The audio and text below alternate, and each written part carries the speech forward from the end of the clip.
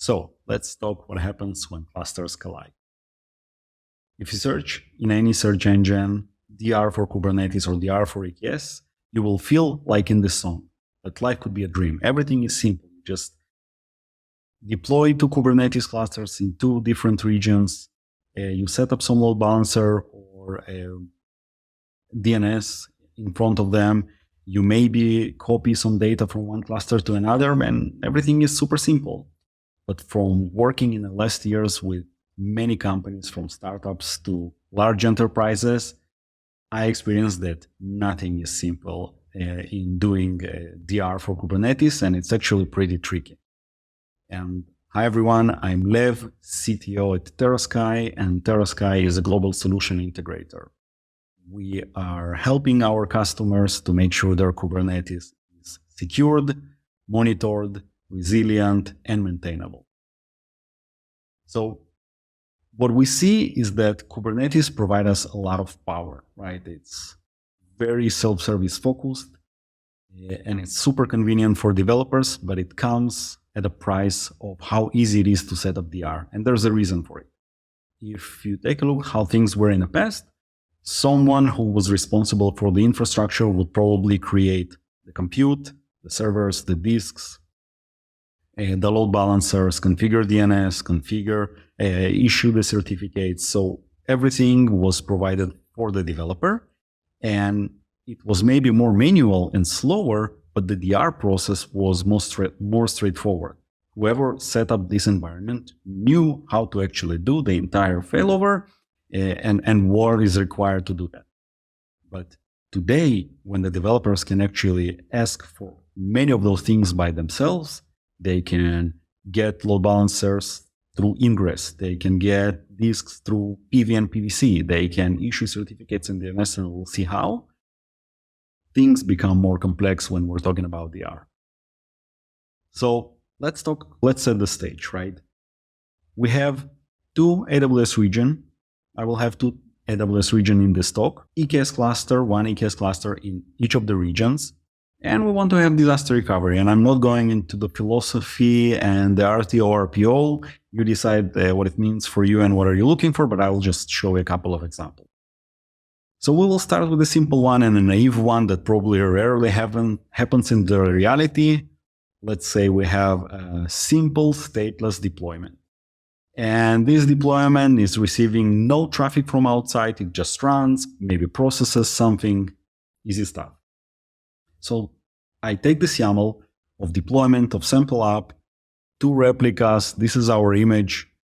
I will just deploy it in 2 different regions, US East 1, US East 2, 2 deployments. Easy, right? We deploy to first cluster, we deploy to second cluster. In case of emergency, we can switch the traffic or deploy on demand, or we can have them active in both clusters. Nothing complex. Let's do a little more. Let's say we have a simple stateless application or software with incoming traffic. No encryption at this point. That probably never happens in real production environment. And at this point, we're doing manual DNS management, right? So what it will look like. So same deployment. We will have our container with port 80. We will have our service that is forwarding the traffic to this port 80. And we will have the ingress that will actually listen to this FQDN of main.levlabs.link. And it will forward everything that is going to / into our service. Again, easy. We just deploy to the first cluster. We can deploy it at the same time to the second clusters. So in case of the emergency, we can create some kind of CNAME that will point to each of the clusters, or we can have it as active, and we can have round robin or some kind of weighted DNS. We just have to adjust DNS. Not complicated. Now, if we're talking about persistent volumes, there are many ways to achieve that. And this is actually when you're searching in the search engines, this is what you will find.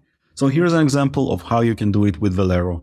You will just have a cluster, you will create a backup, put it in your object storage. You can have another cluster from which you can take it from the object storage and restore it into another cluster. Here's a link if you want to check how to do that.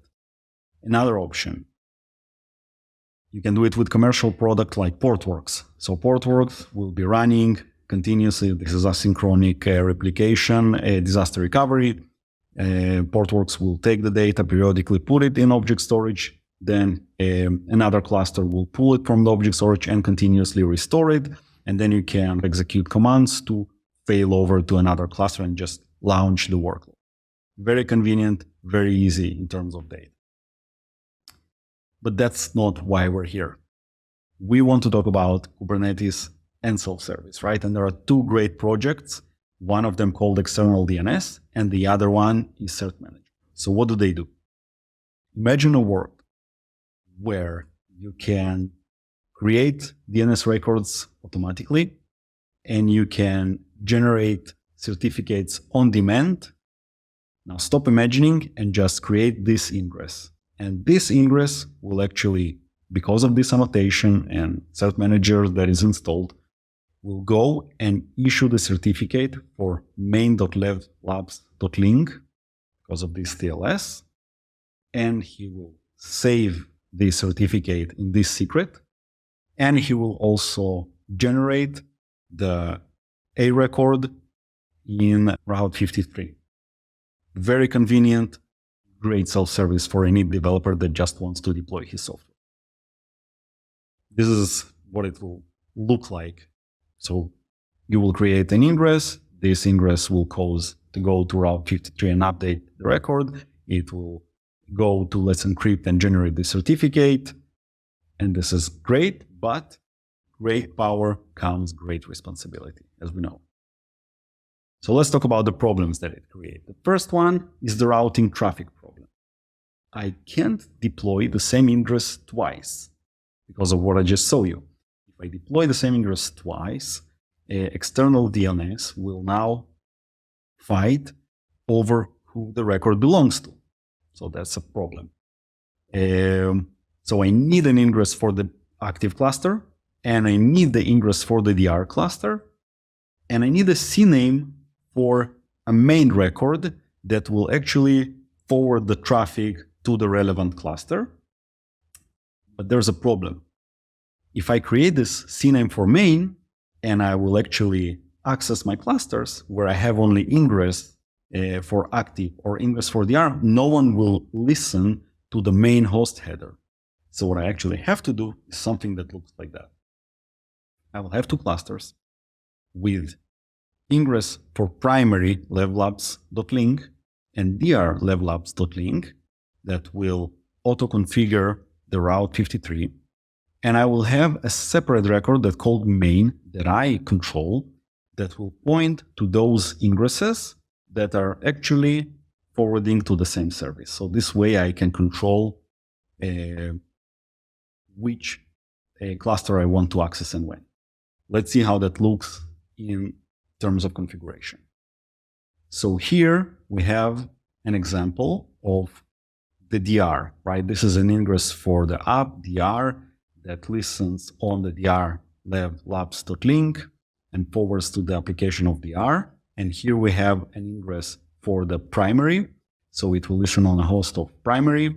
So those will create the Route 53 records automatically. And then I will have the ingress for the main. As you can see, what I'm doing here is I'm saying that the annotation for this one, for external DNS, is actually the host name is empty.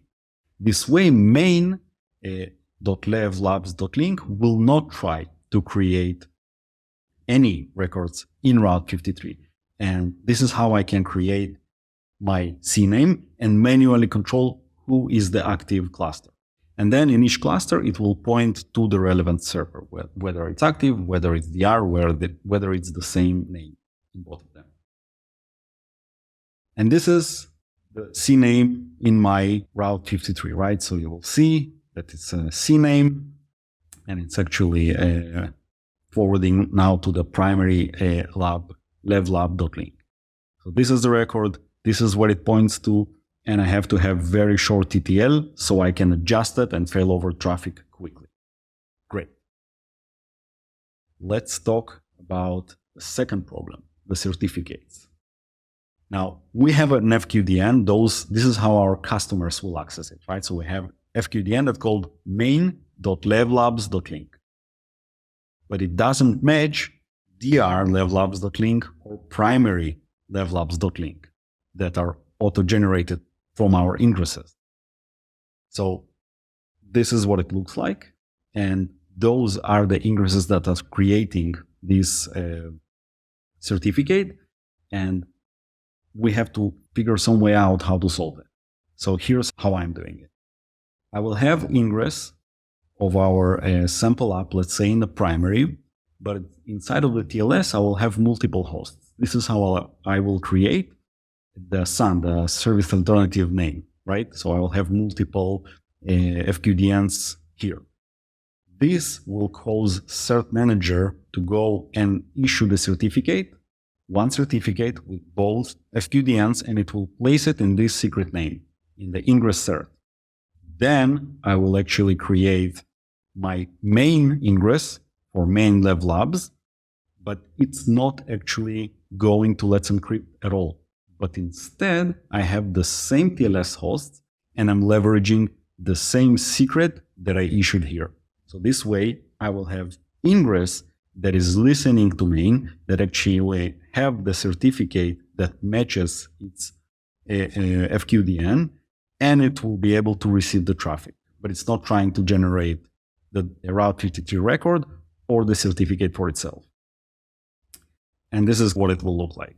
Here's my Safari that was able to successfully access the site, main levlabs.link, and you can see that I actually have DNS name for main and DNS for primary. And if I will fail over, I will actually have main and the DR.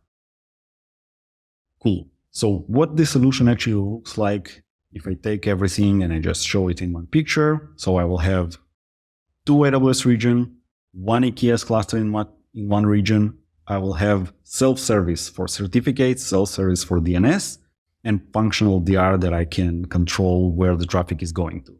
And this is how, right? So I will have my ingresses that will access Amazon Route 53 and Let's Encrypt.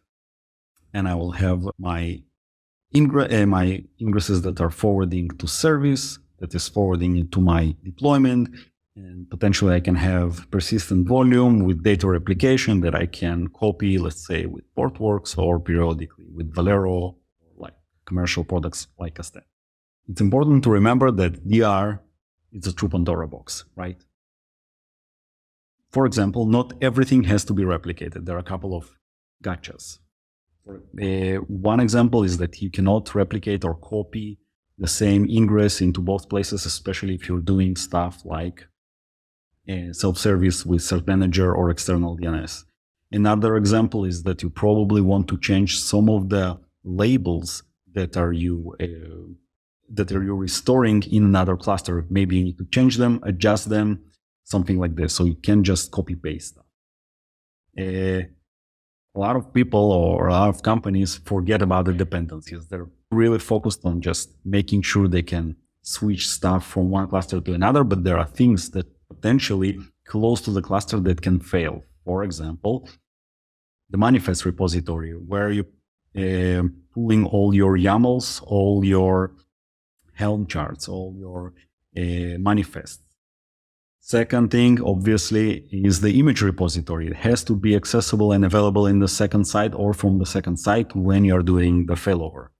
Obviously, you have to address the monitoring, the ICD, and authentication.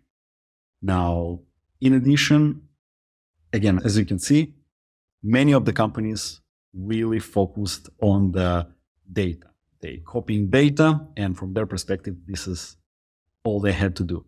But the reality is that connectivity aspects are usually ignored, and they're super important to take in consideration. And you have to drill your DR, do your chaos engineering, and just test that it's functional. Thanks a lot. I hope it was helpful. If you have any questions, please talk to me. I will be available in the chat or email me play with our schedule. Thanks a lot.